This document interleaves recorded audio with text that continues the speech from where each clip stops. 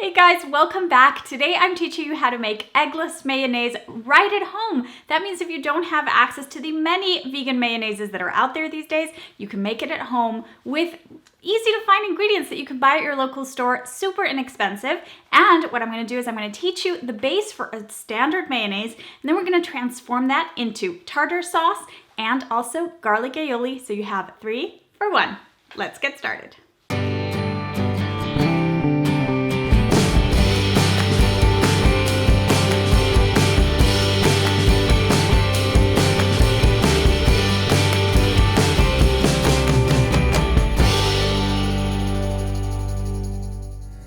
Now the base for our mayonnaise is going to be some oil. Any type of neutral tasting oil that you have is going to work. And we need something to help emulsify that oil, right? Traditionally, with non-vegan varieties of mayonnaise, that is an egg yolk or several egg yolks. We don't need eggs to make mayonnaise. We can use soy milk, which is my preferred way of making it. It's practically flawless because soy milk has a lot of protein content in it. And it's just gonna really work. It's gonna really cream it up nicely.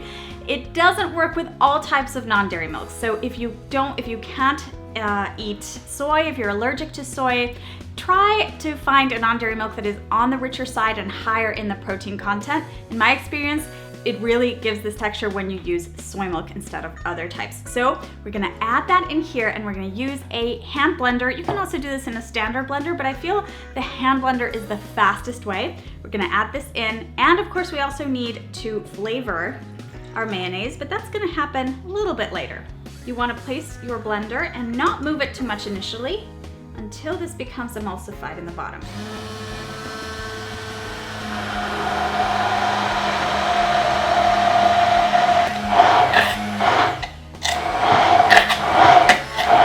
Do you see that amazing texture? You just did that in 2 seconds, right at home. It's pretty cool, right? But if you taste this right now, it's gonna be a little bit bland. We need to season it. So we need to add a couple of pinches of sea salt or to taste. You know, I always tell you season to taste. And we need the juice of half a lemon.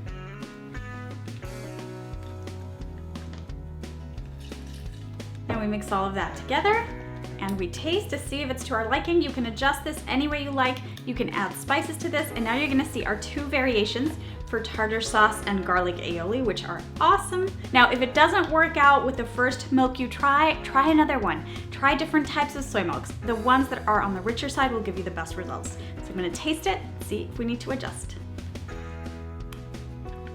Really good.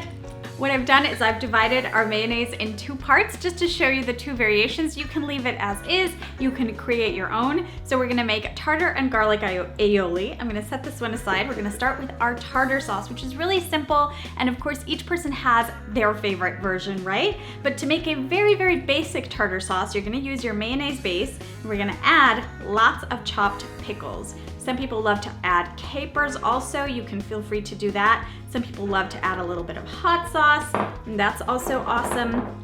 And you can also, you know, just kind of make it your own. For the tartar sauce, I'm gonna add some freshly ground pepper. I'm gonna add a little extra lemon juice and a little extra sea salt. If you're adding hot sauce, if you love, you know, tartar sauces that have a little hot sauce, go easy on the salt because hot sauce is salty in and of itself. So now we mix, and of course we taste and adjust the seasoning. You can add some dill to this, you can add some chives, make any version that you love. Now things get really interesting with our garlic aioli because we really want to mash all of those flavors out of the garlic. You can use a garlic press if you have a garlic press. You can chop it, mince it really finely, and you can also make a little paste like I'm going to show you with some sea salt in a mortar and pestle or with the back of your knife on a cutting board. So basically what you have to do is add a peeled garlic clove, and you can make this as garlicky as you like it. I think 1 garlic clove for this amount is fine because you don't want it to be too overpowering, but you can add more if you'd like to. A little sea salt, this is gonna help with that grinding process. And we just mash until we get a paste.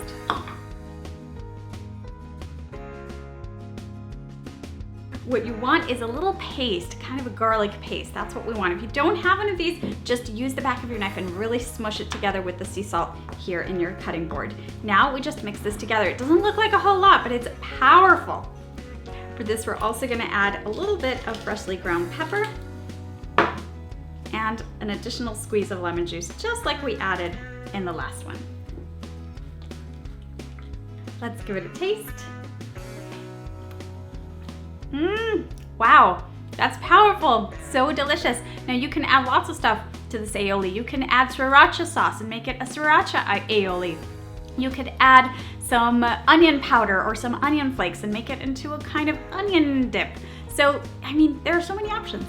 Thanks so much for watching, you guys. Now you know how to make mayonnaise at home, vegan style, tartar sauce, garlic aioli, and you can mix these up however you like. You can add curry powder, paprika, chipotle powder. Go crazy. Thanks so much for watching. See you soon.